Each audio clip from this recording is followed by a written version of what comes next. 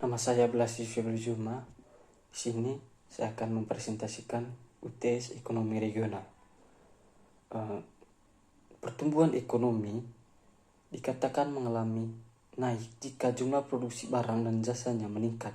Artinya, pertumbuhan ekonomi menunjukkan peningkatan aktivitas perekonomian di tengah masyarakat yang menyebabkan kenaikan produksi barang dan jasa, serta berujung pada bertambahnya pendapatan nasional. Sementara, dalam studi ekonomi makro, definisi pertumbuhan ekonomi adalah sebuah proses dari perubahan kondisi perekonomian yang terjadi di suatu negara secara berkesinambungan untuk menuju keadaan yang lebih baik selama jangka waktu tertentu. Definisi itu menjelaskan pertumbuhan ekonomi menunjukkan perubahan kondisi perekonomian di suatu negara yang menjadi simbol keberhasilan pembangunan. Sementara itu, teori pertumbuhan ekonomi merupakan konsep untuk menjelaskan faktor-faktor yang bisa mempengaruhi atau menentukan pertumbuhan ekonomi dalam proses jangka panjang. Teori pertumbuhan ekonomi juga menjelaskan bagaimana faktor-faktor itu berinteraksi satu dengan yang lain, sehingga dapat menimbulkan terjadinya proses pertumbuhan ekonomi. Salah satu contohnya indikator pertumbuhan ekonomi ialah produk domestik bruto atau PDB, yang bisa dihitung dalam periode 3 bulan dan tahunan. PDB mengukur dua hal, yakni pendapatan total dari seluruh penduduk di sebuah wilayah ekonomi dan jumlah keseluruhan nilai belanja barang dan jasa di kawasan perekonomian itu. Oleh karena itu, PDB didefinisikan sebagai nilai pasar seluruh barang dan jasa yang diproduksi suatu negara pada periode tertentu. Untuk menganalisis pertumbuhan ekonomi ini, saya mengambil wilayah Kota Kupang sebagai acuan. Yang pertama, saya menggunakan laju pertumbuhan ekonomi Kota Kupang dari tahun 2015 sampai tahun 2020. Pada tahun 2015 sampai tahun 2020 selalu mengalami peningkatan dan penurunan, yakni pada tahun 2015 laju pertumbuhan ekonominya sebesar 6,63%. Kemudian pada tahun 2016 naik menjadi 6,74%. Kemudian pada tahun 2017 naik lagi menjadi 6,83%. Tetapi pada tahun 2018 mengalami penurunan, yakni 6,75%. Kemudian pada tahun 2019 naik lagi sebesar 0,5%, yakni 6,8%. Kemudian pada tahun 2020 laju pertumbuhan ekonomi di Kota Kupang turun menjadi 6,75%. Kemudian untuk pertumbuhan ekonomi Kota Kupang, saya menggunakan tabel produk domestik regional bruto per kapita atas dasar harga konstan di Kota Kupang pada tahun 2015 sampai tahun 2019. Dalam praktiknya sangat dimungkinkan PDRB yang dihasilkan oleh masing-masing daerah sangat bervariasi. Perbedaan yang terjadi antara daerah-daerah akan membuat PDRB yang sangat dinamis. Tetapi dengan PDRB Kota Kupang yang menjadi pokok bahan analisis saya cenderung meningkat secara pelan dan pasti.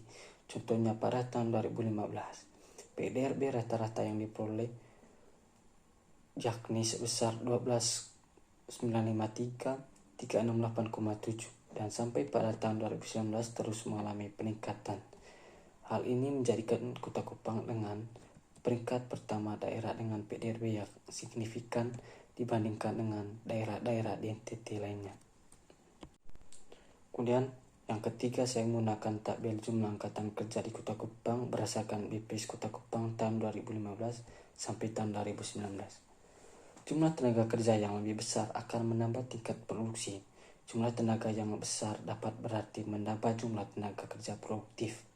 Input tenaga kerja melalui keterampilan, pengetahuan, disiplin merupakan elemen penting dalam pertumbuhan ekonomi. Atau walaupun mampu membeli peralatan canggih tetapi tidak bisa memproduksi atau mempekerjakan tenaga kerja yang terampil dan terlatih, tidak dapat memanfaatkan barang-barang tersebut secara efektif.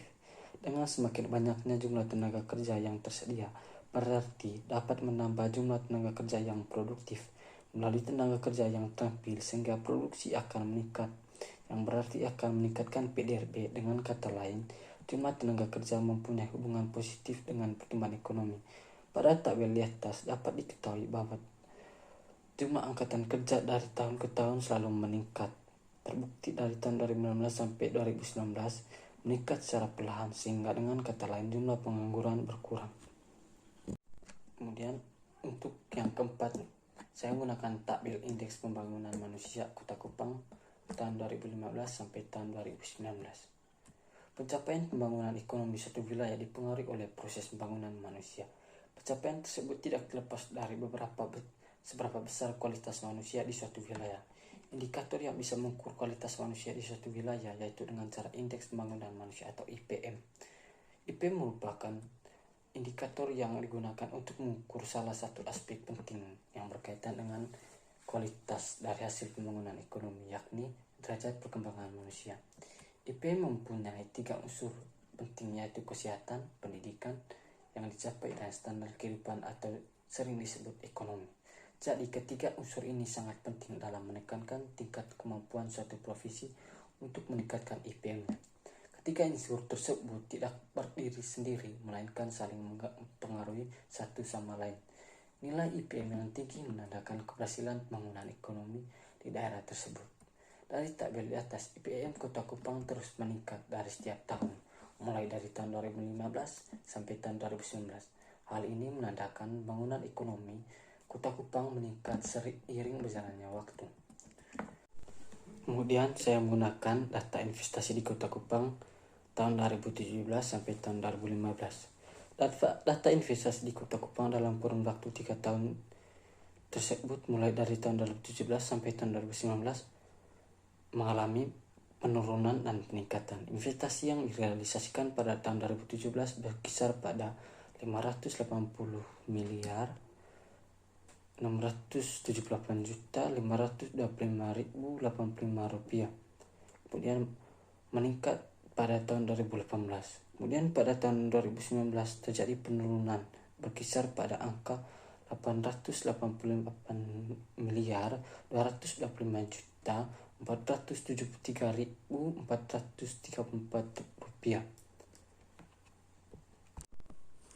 Kemudian kesimpulannya, pertumbuhan ekonomi daerah dapat dicerminkan dari perubahan PDRB dalam suatu wilayah.